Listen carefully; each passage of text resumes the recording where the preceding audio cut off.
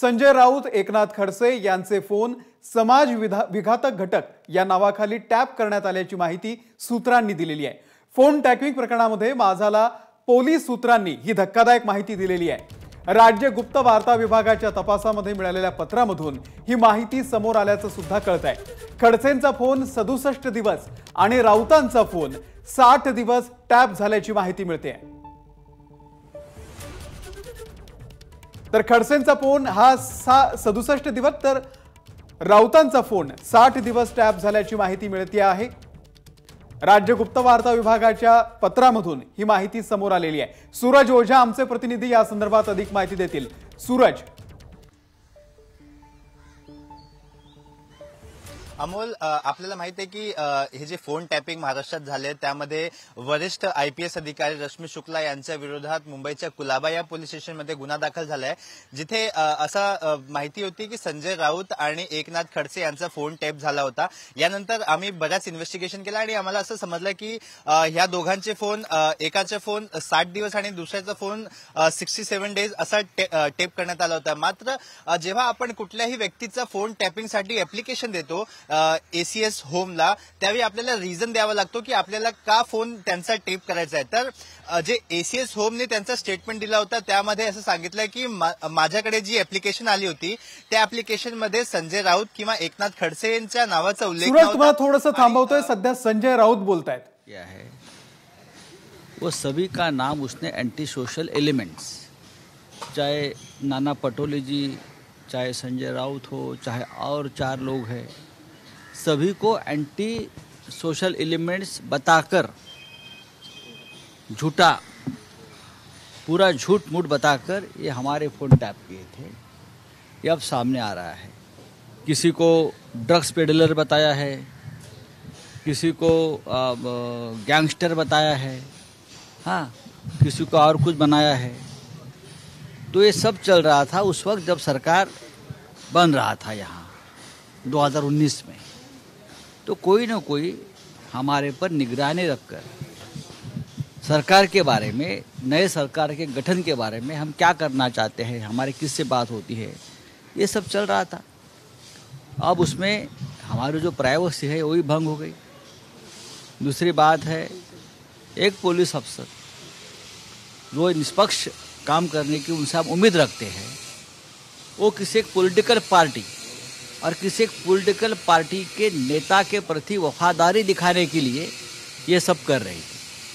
अब उसको केंद्र सरकार प्रोटेक्शन दे रही है, हमेशा की तरह केंद्र सरकार उनको प्रोटेक्शन दे रही है। ये बहुत ही दुर्भाग्यपूर्ण बात है। सर, एंटी सोशल एलिमेंट सांगून तुमचा फोन टॅप केले होते तुमचे आणि एकनाथ खडसे यांचे, काय वाटतं याच्यावर आपलं?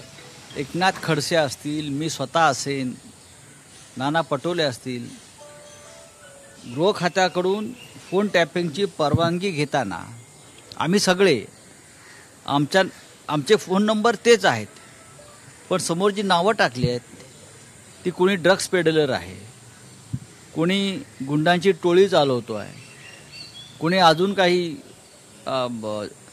समाजविघातक कामं करतोय, अशा लोकांची नावं टाकून ती फोन टॅप करण्याची परवानगी रश्मी शुक्ला यांनी मागितली।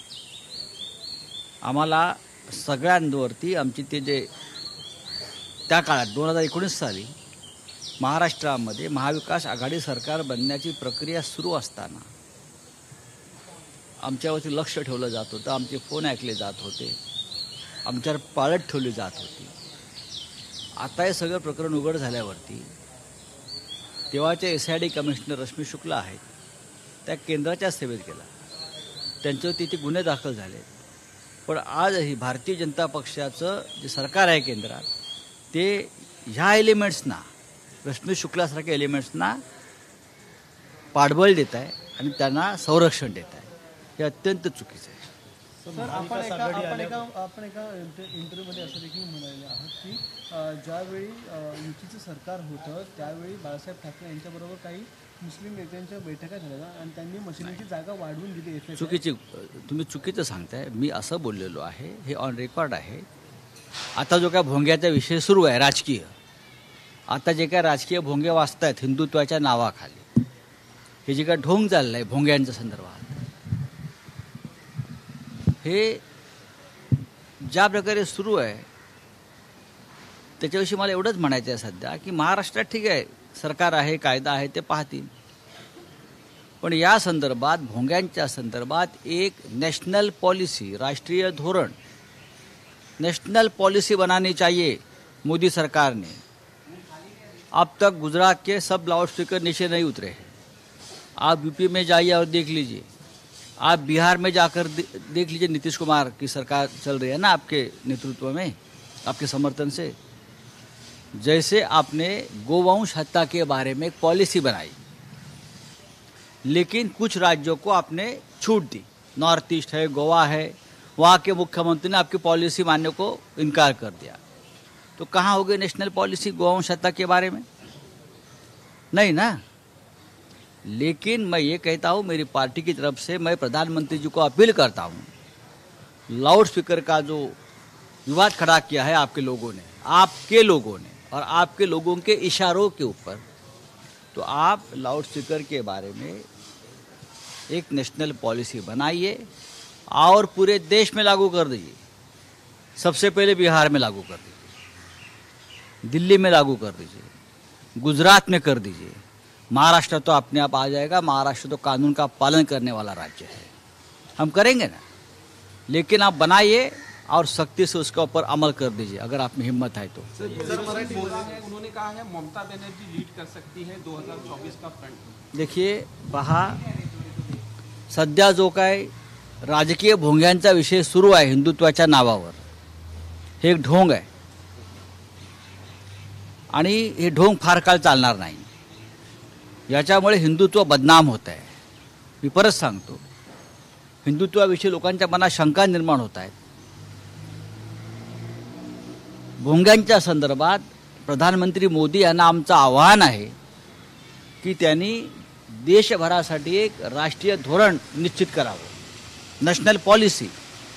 या देशामध्ये भोंग्यांच्या संदर्भात, मग भोंगे कोणते असतील, मशिदीवरचे असतील, मंदिरांवरचे असतील, सभेमधले असतील किंवा राजकीय भोंगे जे तुम्ही लावताय ते असतील, एक भोंग्यांचं धोरण निश्चित करा, दिशानिर्देश द्या, कायदा करा आणि सगळ्यात आधी या भोंग्यांची सुरुवात जी आहे भोंगाबंदीची बिहारपासून सुरू करा। बिहार घ्या, गुजरात घ्या, महाराष्ट्र घ्या, दिल्ली करा, आम्ही करू ना। पण असं नको, तुम्ही गोवंश हत्याबंदीचा एक कायदा बनवलात आणि त्यातून काही राज्यांनी स्वतःची पळवाट शोधली। नॉर्थ ईस्ट, ईशान्येकडील राज्य गोवंश हत्याबंदी मानायला तयार नाहीत, गोव्यासारखं राज्य जे तुमच्या अधिपत्याखाली आहे ते मानायला तयार नाही, आणि इतर राज्यांवर तुम्ही जो दबाव आणलेला आहे, अशा तऱ्हेने ड्युएल पॉलिसी चालणार नाही, दुटप्पीपणा। एक पॉलिसी करा। जर तुम्ही म्हणता ना एक विधान, एक संविधान, एक निशाण, मग भोंगा असेल किंवा गोवंश हत्याबंदी असेल, तुम्ही एकच कायदा सगळ्यांसाठी लागू करा। ही माझ्या पक्षाची, शिवसेनेची भूमिका आहे आणि आम्ही यासाठी प्रधानमंत्री नरेंद्र मोदी यांना हे आवाहन केलेलं आहे। बाळासाहेब ठाकरे यांची भूमिका भोंग्याच्या विरुद्ध होती, मात्र भाजपची देखील तीच आहे आणि नाही, भारतीय जनता पक्षाला आत्ता जाग आली आहे। भारतीय जनता पक्षाची झोप आता उडाली आहे। बाळासाहेब ठाकरेंच्या संदर्भातली मशिदीवरील भोंगाची भूमिका आपल्याला माहिती आहे जाहीरपणे। त्यानंतर त्याच्यावरती अनेक कायदेशीर भूमिका आल्या, सुप्रीम कोर्टचा एक निर्णय आला, त्यानुसार महाराष्ट्रामध्ये तेव्हापासून कारवाया सुरू आहेत। आम्हाला भोंग्यांसंदर्भातून कोणाकडून अक्कल शिकण्याची गरज नाही। सर मध्ये एफएसआय बद्दलचं काय नेमकं विधान होतं? कोणतं? एफएसआय नाही, शिवसेना प्रमुखांनी सातत्यानं अनेक प्रश्न जे आहेत मुस्लिमांसंदर्भातले हे चर्चेतून सोडवलेले आहेत। नक्कीच त्यांनी एक कठोर भूमिका, आक्रमक भूमिका घेतली। जसं रस्त्यावरील नमाज ही त्या काळामध्ये 1985 नंतर या मुंबईतली एक मोठी समस्या होती। रस्त्यावर ट्रॅफिक, लोकांना त्रास, असे अनेक विषय होते आणि बाळासाहेबांनी तेव्हा एक आव्हान दिलं होतं की रस्त्यावरची नमाज बंद करा, मशिदीवरचे भोंगे उतरवा, बंद करा। ही भूमिका बाळासाहेबांची होती, शिवसेना प्रमुखांची। पण नुसती भूमिका घेऊन ते थांबले नाहीत, त्याच्यावर त्यांनी एक तोड काढली। जेव्हा महाराष्ट्रामध्ये शिवसेना भाजपाचं सरकार आलं, युतीचं सरकार आलं, प्रथम मनोहर जोशी मुख्यमंत्री आणि गोपीनाथराव मुंडे उपमुख्यमंत्री झाले, तेव्हा त्यांनी सर्व प्रमुख मुस्लिम मौलवींना आणि नेत्यांना बोलून सांगितलं की मुंबईतले रस्त्यावरील नमाज हे बंद झाले पाहिजेत, ते मी चालू देणार नाही, मी लोकांना वचन दिलं आहे तसं. तेव्हा शिवसेना प्रमुखांनी विचारलं की यासाठी काय केलं पाहिजे, तुम्ही रस्त्यावर का नमाज पडताय. तेव्हा त्या मौलवींचं म्हणणं होतं की आमच्या मशिदींचा आकार फार लहान आहे, आम्हाला नमाज पडायला जागा नाही प्रार्थनेसाठी, उपाय काय.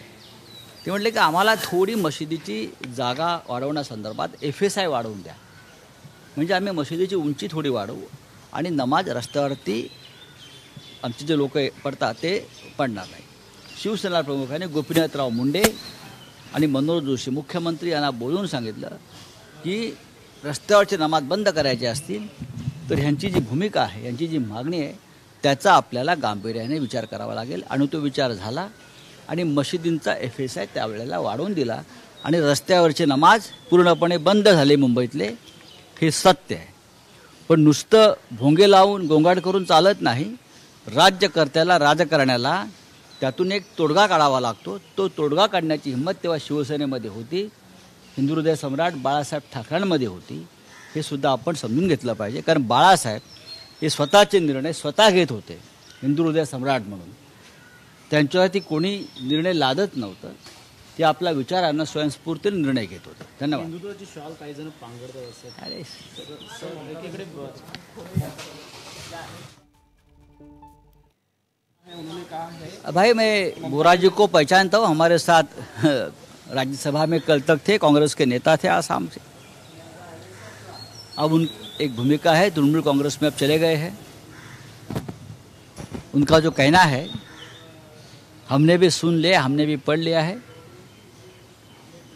अभी हमने जो कहा है कि मुंबई में जल्दी ही सभी राज्यों के जहाँ गैर भाजपा शासित राज्य है वहाँ के प्रमुख नेता, वहाँ के मुख्यमंत्री की एक परिषद, एक कॉन्फ्रेंस मुंबई में होने जा रही है.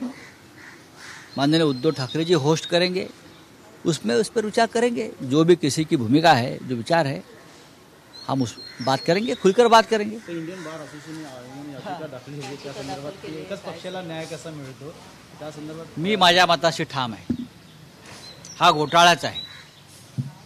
न्यायालय एकाच पक्षाच्या नेत्यांना जी दिलासा देत आहेत, बरं का, हा घोटाळाच आहे न्यायव्यवस्थेतला आणि मी माझ्या मताशी ठाम आहे.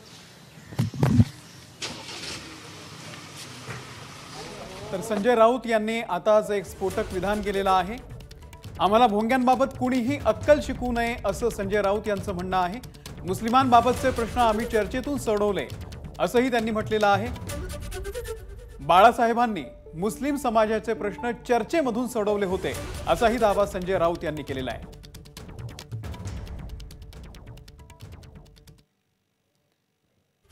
यासोबतच त्यांनी न्यायालयासंदर्भात सुद्धा आपलं विधान केलेलं आहे. मी माझ्या मतावरती पुन्हा एकदा ठाम आहे असंही संजय राऊत यांनी म्हटलेलं आहे. एबीपी माझा, उघडा डोळे बघा नीट.